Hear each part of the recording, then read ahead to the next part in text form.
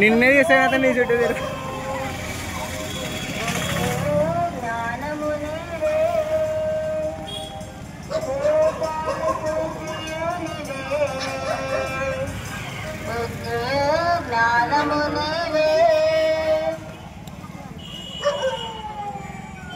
పరిశుద్ధ గ్రంథం బైబిలుగా సెలవిస్తుందండి.